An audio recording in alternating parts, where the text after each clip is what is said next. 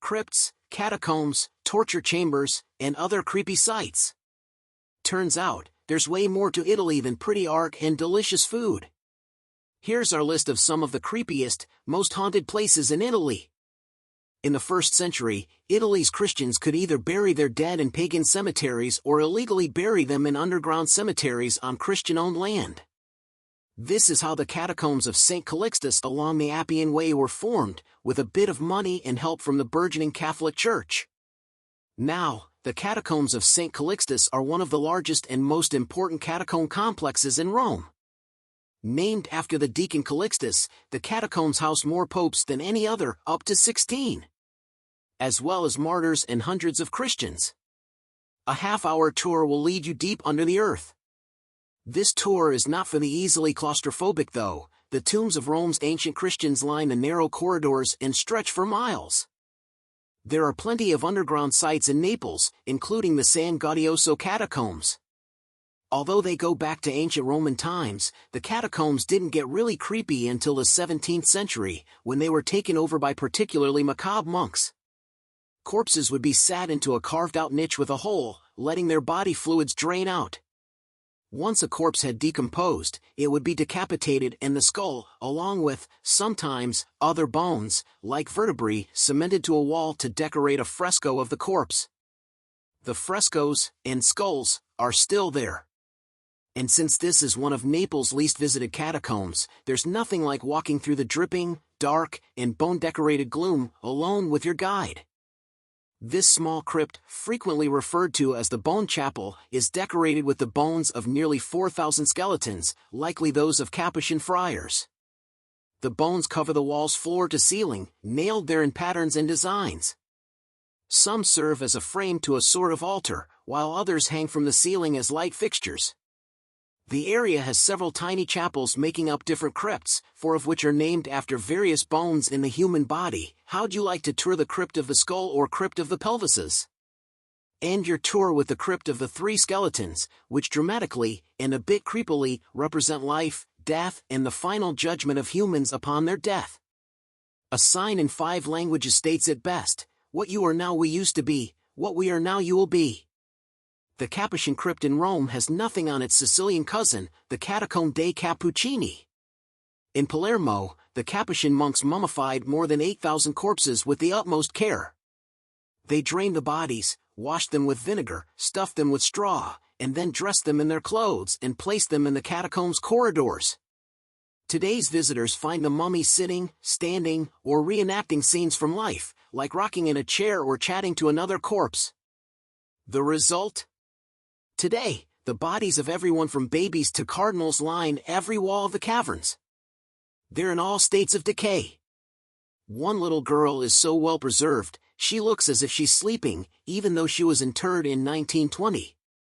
It's hardly surprising that, when one of our co-founders visited Palermo's Capuchin crypt, he felt so freaked out he had to leave. Think you can handle it?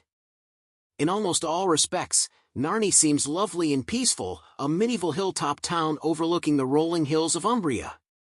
That's until you enter Santa Maria Maggiore. Hidden underneath this 14th-century Dominican church lie a series of underground rooms that once served as cells for the trials, tortures and imprisonments of the Inquisition. Used from 1650 all the way until 1860, the cells were forgotten for years afterwards. Then 20-year-old Roberto Nini discovered them by accident in 1979, when he checked out a crack in a neighbor's house and wound up in a lost medieval chapel underneath the present-day church. Next door? The Inquisition chambers. To piece it all together, Nini embarked on a Dan Brown-like expedition that took him to the Vatican's Library former Holy Inquisition Office and the secret archives of the former Holy Inquisition Office. Today, you can go below ground to see the torture chamber, with racks and other instruments that would have been used on display. The most heart-wrenching, though, is the Room of Torments, a tiny cell completely covered in symbols, prayers and codes. Most were done in 1759 by one of the guardians of Spoleto's Inquisition jails, a Freemason who had been accused of freeing a prisoner. If that's not spooky enough, in December 2005, an earthquake broke open the floor of the church. Beneath it, The skeletons of men, women, and children. Lots of myths surround Poveglia, an abandoned island in the Venetian lagoon. What we know, in the 15th century, Poveglia became Venice's quarantine island. Anyone with symptoms of disease, particularly the devastating Black Plague, had to bide their time here. The island also would have served as a graveyard for the unluckiest of the quarantined, at the island of Lazaretto Nuovo, also used for quarantine. Mass graves with thousands of plague victim skeletons have been found. At Poveglia, they're still undiscovered and unmarked. Making Poveglia even creepier than Lazaretto Nuovo, though, is that a mental institution was built here in 1922. Psychiatric medicine wasn't exactly forgiving 100 years ago. As the barred windows that still remain on the island illustrate, those held here have felt like they were prisoners as much as patients. Today, the island, and its buildings, have been completely abandoned. And tourists aren't supposed to set foot on it. That's creepy enough for us.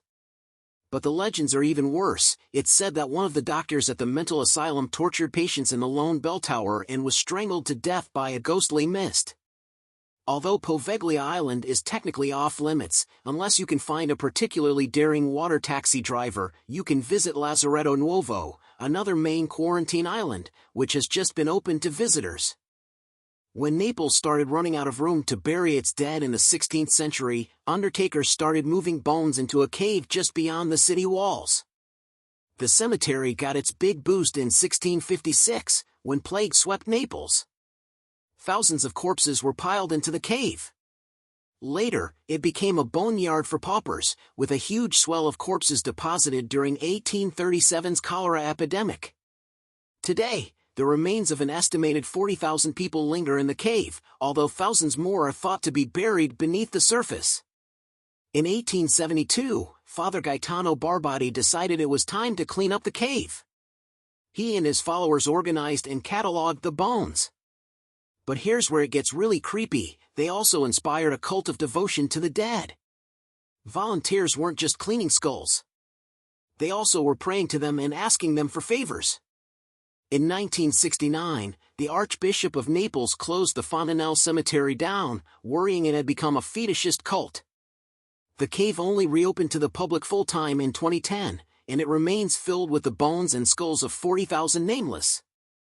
Think you're up for a visit? You can find the Fontanelle Cemetery at Via Fontanelle 80.